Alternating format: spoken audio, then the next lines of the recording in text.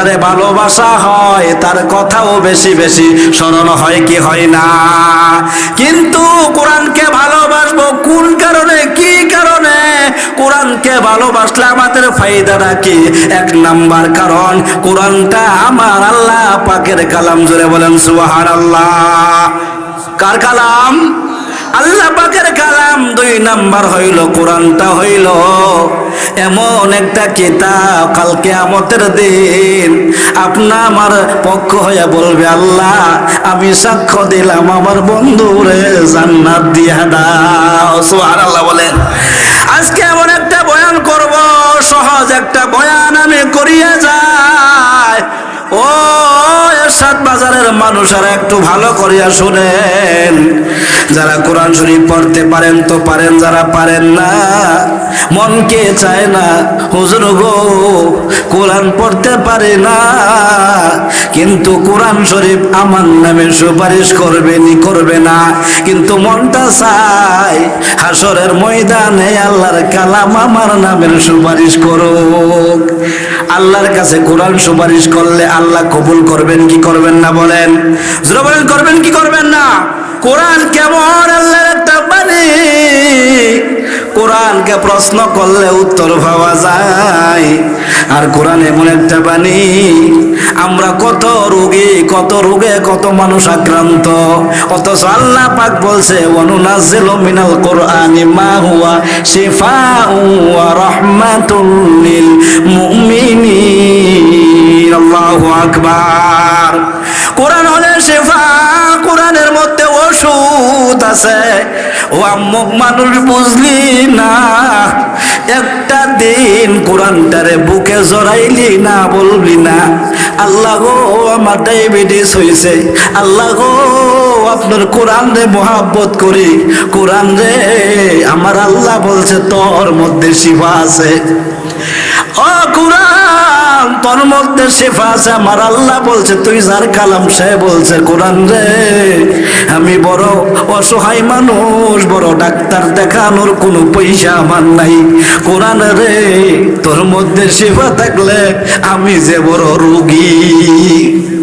কোনদিন বলি নাই। ও পর্দার অন্তরালের আম্মা জানেন, আপনারা শুনলেও একটু ভালো করিয়া শুনেন, প্রত্যেকটা মানুষের বাড়িতে প্রায় ঘরে ঘরে কোরআন শরীফ আছে না নাই?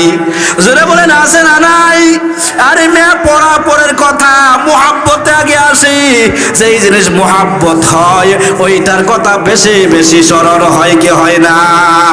যারা বিশ্বাস করেন না, যারা একে অপরের মুহাব্বত করে এগুলো জিজ্ঞেস করেন, এই মুহাব্বত করার মানুষের অভাব নেই আমি জানি, আছে না নাই? যুবকরা যারা আছে এখনো বৈশা বৈশা আছে, অনেকে মেসেজ করতেছে, আছে না নাই? এই জন্য মুহাব্বত কারে করলে দুনিয়ায় লাভ, পরকালে লাভ। আল্লাহর কালামটা যদি মুহাব্বত করতে পারি, হযরত আলী রাদিয়াল্লাহু তাআলা নাম শুনছি আমরা সবাই, নবীজির খাস একজন সাহাবী, সবার আগে যিনি পুরুষের মধ্যে কালিমা পড়ছেন, যারা বলেন সুবহানাল্লাহ। এই আলী রাদিয়াল্লাহু তাআলা খাস একজন ছাত্রের নাম হইল এরকম ভাবে সুফিয়ান সাউরি রাদিয়াল্লাহু রাহমাতুল্লাহি আলাইহি। ওনার জামানায় একদিন এক সাধারণ মানুষ মারা গেছে। দেখেন কোরআনের মুহাব্বত মানুষে কইনে, কোরআন পড়তে পারেন না, পরে মামলা মুহাব্বত কিনা আমি জানি, মুহাব্বত আপনারা করেন কিনা? না করলে আজকে মাহফিল থেকে নিয়ত করবেন, হুজুর গো সময় যদি পাই সারা দিনে হইলে না রাত্রে হইলেও আমার আল্লাহর কালামটা আমি হাতে নিব, পৃষ্ঠাগুলা উল্টাইব, আমার আল্লাহ চোখের জ্যোতি বাড়ায় দিবেন। সুবহানাল্লাহ বলেন। খালি চশমা লাগান মিয়া, চোখে দেখেন না, আল্লাহর হস্তে আমরা চোখে কম দেখি এই জন্য চশমা না, গাড়ি ঘোড়া দিয়া চলি অনেক সময় ময়লা আসে এই জন্য বেশিরভাগ চশমা দেই। আলহামদুলিল্লাহ এরকম ভাবে আল্লাহর বড় ওলিরা গাউসরা বলেন চোখের জ্যোতি বাড়িয়া যাইব যদি আল্লাহর কালামটা এদিক সেদিক করতে পারো, পড়তে পারো না, খালি উল্টাইবা, আমার আল্লাহ চোখের জ্যোতি বাড়াইবেন। জোরে বলেন সুবহানাল্লাহ। সুফিয়ান সাউরি রাদিয়াল্লাহু রাহমাতুল্লাহি আলাইহি বলেন যে ওই জামানার মধ্যে একজন সাধারণ মানুষ মারা গেল। মরে যাওয়ার পর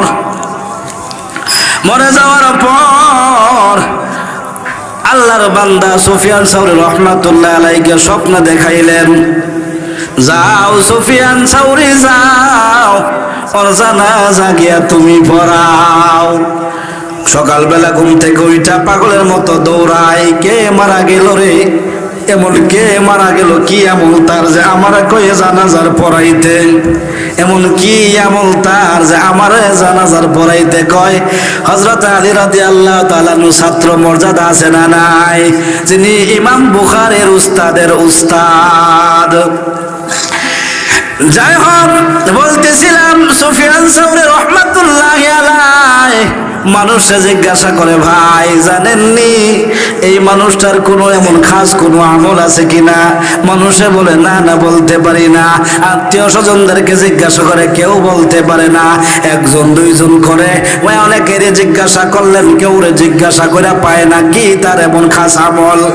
কেউ যখন বলে না, আল্লাহর ওলি সন্ধান নিলেন তার বিবির কাছে, যে তার বিবি তো বাঁচিয়ে আছে, সন্ধান নেই কি আমল আল্লাহর বান্দার জীবনে আছে। তালাশ করে আর দেখলেন, আল্লাহর বান্দি বললেন, আমার স্বামীর এমন কোনো আমল নাই, কিন্তু একটা আমল আমার জানা মতন আছে, একটা কাজ তিনি করতেন। কি করতেন?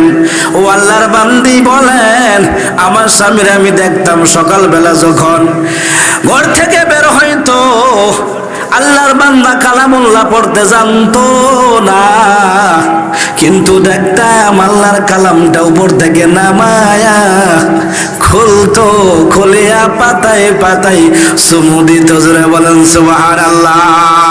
কোরআন খুলে দেখো না ভাই, সুন্দর সুন্দর পাতা, এই পাতায় পাতায় লিখায় আছে আল্লাহ তাআলার কথা। জোরে বলেন ঠিক কিনা? আল্লাহ তাআলার কথা যারা, আল্লাহ তাআলার কথা যারা মেনে চলবে, তার ঠিকানা আল্লাহ তাআলার জান্নাতে হবে।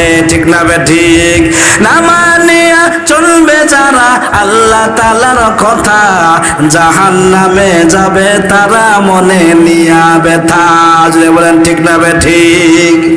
আল্লাহর বান্দা বলেন, আল্লাহর বান্দার কাছে খবর পৌঁছাইল কোন একজনের মাধ্যমে যে আমল বলতে আল্লাহর বান্দা কোরআন পড়তে জানতো না, কিন্তু কোরআনটা খুলিয়া খুলিয়া চুমু দিত আর বলতো, আল্লাহর কালাম রে, আমি তোরে মোহাব্বত করে তুই আমারে বলিস না। সুবহানাল্লাহ বলেন। এই জন্য দেখেন কত বড় আল্লাহর ওলির মাধ্যমে জানাজা হয়। কি কারণ? কোরআনকে মোহাব্বত করার কারণ। আজকে তাকে ওয়াদা দিবেন, হুজুর গো আমরা মুসলমানের সন্তান, মুসলমান না হইলে এমন মাহফিলে আইতাম না। আল্লাহ যেহেতু আনছে আমলটা সবাই করবেন তো।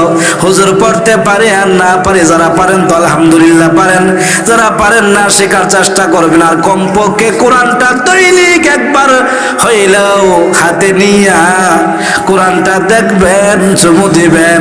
রাজি আছেন ইনশাআল্লাহ? কারা কারা রাজি আছেন তো হাত তুলে দেখান। রাজি আছেন সবাই? আল্লাহ পাক রব্বুল আলামিন সকলকে কোরআনের মোহাব্বত দিলে লাগানোর তৌফিক দান করুক, বলেন আমিন। কোরআন এমন একটা আল্লাহর বাণী, কোরআন একটা হরফও যদি আপনি পড়তে পারেন সঙ্গে সঙ্গে 10টা সওয়াব দিবেন কে? আল্লাহ দিবেন। আজকে থেকে অপর্দার অন্তরালের মা বোনেরা, এই আমলটা আপনারাও করবেন। কোরআনটা প্রতিদিন একবার হইলেও হাতে নিবেন আর বলবেন, কোরআন রে তুই আমারে বলিস না, ও কোরআন তুই আমারে বলিস না, আমি তোরে বড় মুহাব্বত করি। করার দরকার আছে না নাই?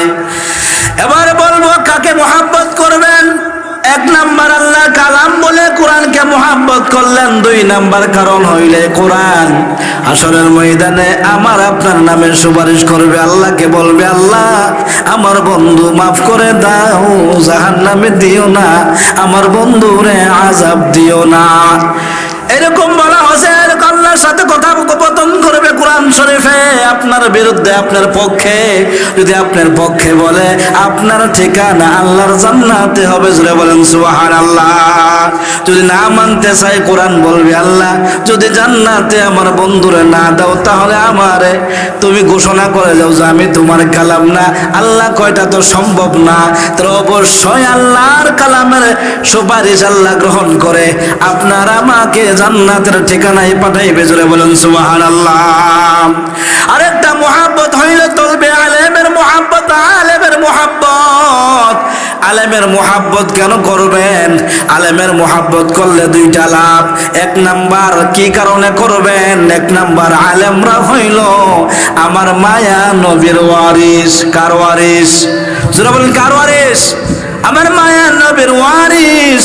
দুই নাম্বার এই আলেমরাও আমার আল্লাহ তাআলার দরবারে কাল কিয়ামতের দিন সুপারিশ করবেন, জোরে বলেন সুবহানাল্লাহ। এই জন্য আমাদের সকলকেই আলেমদেরকে মুহাব্বত করার দরকার আছে না নাই? কয় কারণে? জোরে বলেন কয় কারণে? দুই কারণে মুহাব্বত করবেন। আলেম যদি দোষীও হয় দোষের বিচার আল্লাহ করবে, অথবা আল্লাহর কাছে আলেম তওবা করবে। আপনার দরকার নাই, আপনি আলেমকে মুহাব্বত করবেন দুইটা কারণে। এক নাম্বার কারণ আলেম আমার মায়া নবীর ওয়ারিস। দুই নাম্বারে আলেম আল্লাহর সাথে সুপারিশ করিয়া কমপক্ষে 40 জন মানুষ যাদের এরকম ভাবে ভাগ্যে জাহান্নাম এরকম বরাদ্দ হয়ে গেছে তাদেরকে সুপারিশ করে আল্লাহর জান্নাতে নেবে, জোরে বলেন সুবহানাল্লাহ। এই জন্য আলেমদেরকে মুহাব্বত করার দরকার আছে না নাই? জোরে বলেন আছে না নাই? এই জন্য বলবো আলেমদেরকে মুহাব্বত করবেন। কিছু দিয়া না পারেন কথার মাধ্যমে পারেন, আদবের ব্যবহার করবেন, আগে আগে সালাম দিবেন, খোঁজ খবর নেবেন। আলেম খুশি হইয়া যখন দোয়া করবে দেখবেন আপনার নামে দোয়া করবে, অমুক কাকা অমুক ভাই আমাকে মুহাব্বত করে, ও আল্লাহ আমার কাকা আমার ভাইকেও আপনি মুহাব্বত করিয়েন, বলেন সুবহানাল্লাহ। এই জন্য তলবে আলেমদেরকেও মুহাব্বত করবেন। এতিমখানা মাদ্রাসার মাহফিল তলবে আলেমদেরকেও মুহাব্বত করবেন। কারণ কেন না তলবে আলেমরা কোরআন ওয়ালা।